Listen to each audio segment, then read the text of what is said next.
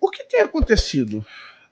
A gente há muito tempo fala sobre essas questões, gente. A gente tem orado muito sobre essas questões, mas ao mesmo tempo a gente vê que nós vimos que após a pandemia, eu vou falar disso daqui a pouquinho, a gente tem visto algumas coisas estranhas.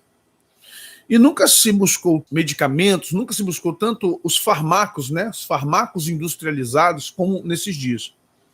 E aí nós ouvimos falar de uma coisa estranha, né? Quando começou o negócio da enfermidade, para eu não ficar falando muito nome para não dar problema aqui, queridos. Como começou aquela questão toda da enfermidade, que vocês sabem qual é, mundial, aí a gente começou a ouvir uma palavrinha chamada comorbidade. Eu falei, mas o que é comorbidade? Muita gente não sabe o que é uma comorbidade. A comorbidade, gente, na verdade, são doenças que são relacionadas às alterações metabólicas do ser humano e acabam ficando crônicas no corpo da pessoa, como uma alergia, né? Como alguns problemas gastros, e a pessoa desenvolve aquilo e vai mantendo esses males em si, essas situações, a qual ela vai tratando com alguns fármacos. Então, a gente acaba fazendo essas coisas achando que é uma bobeirinha, é uma gripezinha, né? Como disse o Drauzio Varela lá atrás.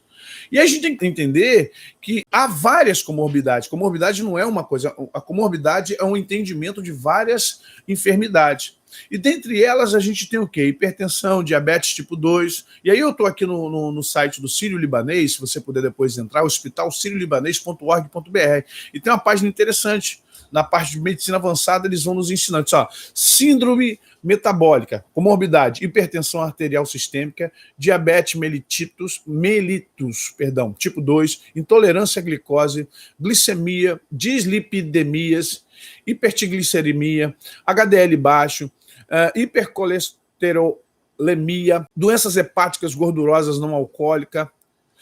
Aí da cardiopatia você tem cardiopatia isquêmica, insuficiência cardíaca congestiva, cor pulmonar, outras cardiopatias, síndrome de hiperventilação pulmonar relacionada à obesidade, dispneia e esforços. Você tem câncer do colo retal, endométrio, esôfago, mama, pâncreas, rins, vesícula, síndrome do ovário policístico, infertilidade. São comorbidades relacionadas ao aumento de carga sobre a estrutura corporal. Aí você tem astropatias, insuficiência venosa periférica nas suas complicações, apneia obstrutiva do sono, vocês sabem o que é isso, refluxo gastroesofágico, isso tudo comorbidade relacionada ao aumento de carga do peso, hérnia na parede abdominal, incontinência urinária. Então vamos ver que tudo isso aqui são chamados de comorbidade, gente. São comorbidades. Aí você diz, mas de onde a humanidade começou a ficar tão doente? Porque antigamente, quando falávamos de enfermidades, vamos entender que pensávamos em quê? Gripes, pestes chamadas negras bubônicas, de ratos, de piolhos e de uma série de coisas mais.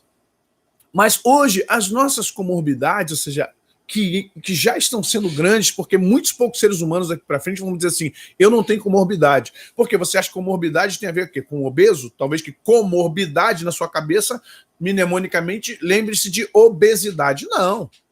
Negativo.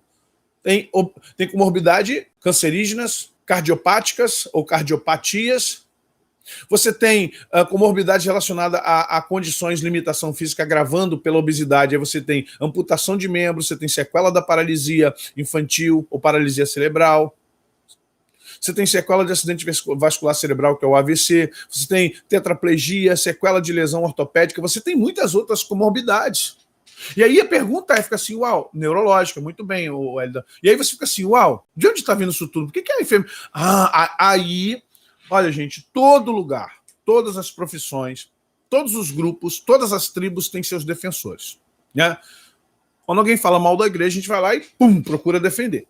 Mas a defesa tem que ser daquilo que é certo. Defenda algo em cima do que é certo. Nunca defenda algo em cima do que é errado. Se alguém vem falar para mim sobre aquela flor, né, que se fez pastora, eu não posso defendê-la, por mais que falar, mas viu, é pastora, viu, é pastor, morreu assassinado, é pastor. Gente, olha só, aprenda a defender o que é certo. Não tente defender o que está errado, tá bom? Por que eu vou falar isso? Porque nós temos pessoas que defendem esportistas, nós temos gente que defende políticos ruins, nós temos gente que defende artistas, que só o sangue de Jesus são maus exemplos para todas as pessoas, em todas as áreas, porque fumam, bebem, cheiram, são vida sexual, uma bagunça. E aí alguém tenta defender a liberdade de expressão do artista, não tem nada a ver com liberdade, ele é uma influência. Então, nós também, cristãos evangélicos, muitas vezes tentamos defender coisas que não dá para defender, não é isso? Agora, os médicos, a indústria farmacêutica, eles fazem a mesma coisa. Eles fazem a mesma coisa. Os médicos e a indústria farmacêutica também tentam defender coisas erradas no meio deles. E eu falo mesmo, é errado, eu converso, já falei, minha irmã, meu cunhado são de área de saúde, e quando eu posso conversar com eles, às vezes que eu converso, a gente fala sobre questões que estão erradas, remédios fortes, medicamentos viciosos, gente. Então a gente vai entender o seguinte, que todas essas áreas as pessoas tentam defender o que às vezes é indefensável. Mas não vamos entrar agora em medicamento, em farmaco, não. Vamos falar dessas comorbidades, dentre elas, obesidade, a hipertensão, a diabetes, que a gente tem visto como. Mas por que isso está acontecendo com a gente? Alguns motivos são importantes a gente esclarecer dentro do ponto de vista medicinal, dentro do ponto de vista ortomolecular, dentro do ponto de vista fisiológico, dentro do ponto de vista da mecânica e da locomoção física. Estamos na modernidade. Quem lembra daquele filme, do desenho, chama de desenho, mas é um filme animado do Wall-E, o computadorzinho Wall-E. Você se lembra do roteiro do desenho? Como é que é? Vem um robozinho, um androide do espaço para ver a Terra, a sonda, né? A robozinha lá, a androidezinha vem, e o Wall-E vai na aba dela. Quando ele chega lá, ele está numa nave, e todos estão obesos, super obesos. O que você vê no filme? Que a tecnologia deixou aquele povo obeso, o pessoal não andava, tudo era no carro. Aquele roteiro mostra pra gente que a humanidade, cada vez mais, por uma questão de crescimento, né, de comodidade, de tecnologia, financeiro e tudo mais, há uma tendência da humanidade ficar obesa. Os Estados Unidos já enfrentam problemas com obesidade há muito tempo, e obesidade não pode ser tratada como uma coisa estética.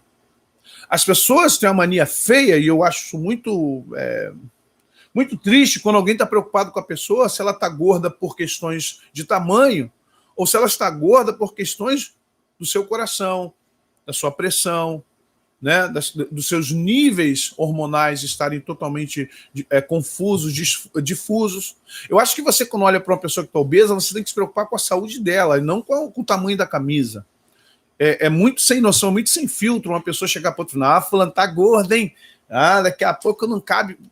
Essa não deve ser a preocupação, porque você vai morrer, vai para o caixão, vai virar osso, vai emagrecer. Olha, tem uma academia fitness espalhada por todo o Brasil chamada Cemitério. Gente, depois de alguns meses, é só você voltar lá e puxar o caixão. Aquele gordão ficou magrinho, e o magrinho consolidou sua caveira. Ponto. Vamos parar de show. A pessoa fica preocupada com a estética da outra. Não tem que preocupar com a estética, tem que preocupar com a saúde. Questões saudáveis, questões que têm a ver com o seu corpo. Então nós temos um problema. A modernidade. Então a modernidade, ela impulsionou porque nos tornou preguiçosos. Pessoas no interior dificilmente são magras. Por que pessoas da roça no interior são magras? Porque elas andam a pé. Só que agora na roça já chegou a moto, tem mais moto do que capim nos interiores, né? Tem mais moto do que cavalo nos interiores. As pessoas estão preocupadas com as questões estéticas. E eu acho que a questão estética deveria ser a última coisa a se preocupar quando você olha para alguém que está obeso. Eu estou acima do peso. Não posso me chamar de obeso, mas estou bem acima do peso. Mas por quê? Modernidade.